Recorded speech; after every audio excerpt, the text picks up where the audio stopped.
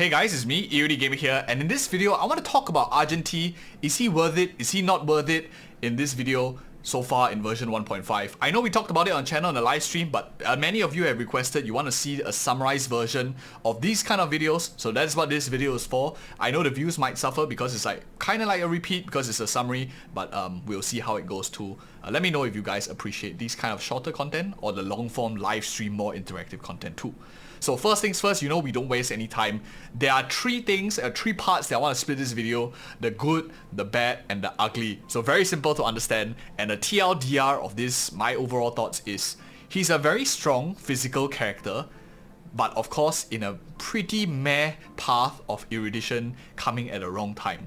Now, if you're interested to find out my specific thoughts in each of these, just do listen on. First things first, the good. What is so good about Argenti that I think is worth mentioning about? First of all, he is probably the best physical damage dealer available because he's a limited character. By best, I don't mean in single target element, but by dealing AoE physical damage throughout the enemies. I do not have Clara on my account, so any of you who have Clara probably will feel the deficit a little bit less. She's of course a 5-star standard character. Out of all these other characters, as we can see, the supports here, Natasha and Hanya, do not offer that much physical break damage or physical application. Of course, single target characters like Susang, Luca offer a lot of physical interaction, but Argenti offers by far the most, and that couples with the second point of applying very good amounts of physical application in terms of his uptime, or able to just proc his ultimate very often in the half burst state. Now if you notice, here is 90 burst cost, which is half of this 180. A lot of people, when they look at this character, they keep focusing on like the full burst cost is very high, very difficult to proc, but that's not what actually makes this character shine very well. It's a H, but we'll talk about that later on, but 90 burst cost is extremely low. I'll just do some comparison for you. If we look at a character, for example like Natasha here, she has a very low burst cost, as most of us know. 90 burst cost, doesn't even have too much energy restoration in the kit because it requires her to be attacked and stuff like that in order to get more energy in like her bonus effects. A character that is like super close to Argenti will probably be a character like Serval. Her ultimate cost is 100, which is more than that 90, and at the same time she regenerates a lot of energy on the side. Similar for Argenti's case, he does regenerate a lot of energy, especially with his talent ability here. As you can see, gaining him some regen when enemy is hit by Argenti, gaining energy also when enemies enter the battlefield. So in that sense, very good amounts of ultimate uptime, bursts very often at his half burst, and his skill also hits a lot of enemies, making him a very strong physical breaker if you're just looking to erode that physical weakness break bar. Super strong, and I think that a build that is not really talked about very often for this character is a break effect Argenti, which might scale very well if we have break effect buffing characters in the future too. Break effect generally is very strong in my opinion for physical as well as fire. I think these two are pretty solid. So that's like the first and second good, mainly about his physical application and his physical break ability. He's also the only limited 5-star physical character in the game. As we know, all of them currently, every single element has a physical 5-star character that deals damage already. He's one of them in the whole entire cast so far. And the third good about this character that I think is not often talked about is firstly his ability to hitch the current meta. We all know, and a lot of us will be wondering, why do you need an AoE character? We have characters, for example, like Imbibitor Lune, we have Jingliu, who will deal good amounts of AoE damage already. They hit single target and splashes on the side, both of these characters, and to some extent maybe Blade 2 is really a destruction meta currently. Are we exiting it or are we still in it? Of course, that is besides the point of this video, but one thing that Argenti hedges is the fact if the meta shifts away from, let's say, single target meta, which we saw at the very beginning. If we look at the three classes here, single target we started with like a Zealer meta and stuff, slowly shifted on to destruction meta with Imbibitor Lune, with Jingliu, and now I do think that it's possible that erudition could start to shine, especially in two situations, which was brought up also by chat in the live stream as well, so thank you guys for commenting and bringing it to our attention, is other event modes. For example, like Pure Fiction, which is going to come out in version 1.6, 2.0 and beyond, which might have a need to address multiple enemies greater than 3, which means your destruction characters might start to fall off in certain metas, and that is when erudition characters might begin to shine because they hit every enemy regardless of how many and how fast they swarm into. Characters like Argenti benefits a lot from it because of his ability to scale with the amount of enemy that comes into. So that being aside, of course, is because that these two characters are generally splash oriented, which means they are best in 3 targets or less. Argenti is more than 3 targets, definitely will start to shine too. So that aside, the last and fourth thing that I want to talk about why I think this character is very strong also is, if you think about the primary weakness of erudition characters, is that they are focused on multi-target damage. They actually scale like sort of linearly with the amount of enemies that you have. You have 5 targets, you deal 5 times the damage. You have 4 targets, you only deal 4 times the damage, and so on and so forth. Which means if you are left with 1 unit on the field, you actually deal a lot less damage compared to a character like maybe Invited Lune, Jingliu, who deals primarily on that single target damage and then splashes the other damage, or maybe with some AoE in their kit as well. This makes erudition characters kinda iffy to play, especially when you're left with like 1 target left on the battlefield. They might do like a big amounts of bursts, for example like Jingyuan has the huge multipliers also in his kit, Lightning Lord and whatnot, but at the end of the day, Argenti hedges that risk. Why?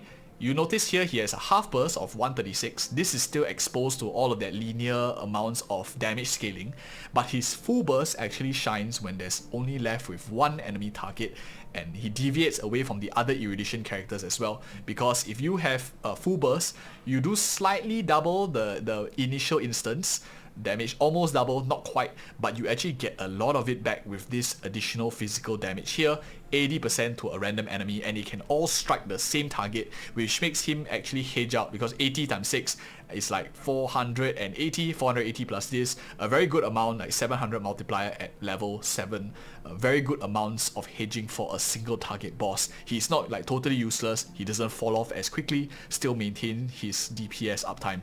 To some extent, of course, still suffers from a similar fall off for erudition characters. So there's like 4 main things why I think he stands out in total. The first, and now let's shift on to the flip side, the bad right now. I didn't mean to click typical, but anyways, the bad here, let's talk about it in terms of the timeline. Unfortunately, in gacha games, resource-based games, we always need to consider the characters that are coming next. Are there going to be other character reruns that are more attractive, or maybe a future character that is of a harmony typing, which is what we know we're gonna see with Ronmei coming up. I'm just using Bronye here as a placeholder. It's currently in version 1.5. With characters like Ronmei coming up, a limited 5-star harmony unit, the first of its kind, able to use so many different harmony light cones and many different playstyles as well. The question I will have is, I think we want to definitely know what Ronmei does first. What is her kit? Who are the reruns coming out in the next patch? Could it be like other DPSs, for example like Kafka? Is it, for example, like Blade? Are these characters coming as a rerun, or is it Jingyuan? Is it Imbibed Lune? Is it Jingliu? A lot of these other characters might tend to be a little bit more attractive than Argenti in the current game state, especially when considering the current meta. We have a bit of time to the live stream, depending on when this video is being released. Once we have additional information, we are able to make a better decision making, which is the first bet. I think he's in a very difficult situation right now. We are approaching Panacony. Black Swan just was drip marketed, very attractive, and we're going into a whole new region, which means we can expect many fancy new characters coming up.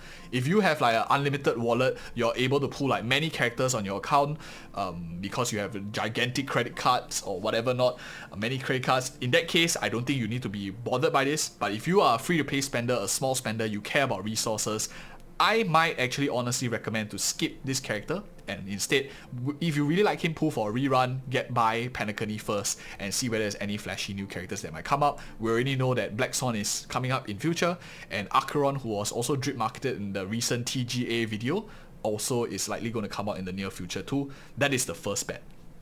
Now, the second bet about this character that I want to talk about is, in my opinion, the erudition class as a whole. I think that out of all the elements, or all the paths, erudition is by far one of the most lackluster ones, and the reason gets a little bit ugly, which is really like mixing into the ugly category here, and that is because of the free-to-play gaming for erudition characters. If we look at the light cones for erudition class, it's actually quite lackluster if you don't count the 2 limited light cones. Other classes, for example like the Hun, Destruction here, have pretty good free-to-play alternatives. On the Fall of an Aeon is okay-ish. For example, Clara's light cone, Something Irreplaceable, is okay-ish as well. It's not too bad in terms of the effects. And you also have decently good ones like a Secret Vow, which gives a lot of damage buffs. A lot of these characters can use them too. Hunt, we all know we have Cruising the Stellar Sea, a free-to-play option from the Herta shop, super strong. Sword Play is also amazing at what it does, deals a lot of damage to single target. So limited versus free-to-play for a Hunt and Destruction kind of player, not as much discrepancy.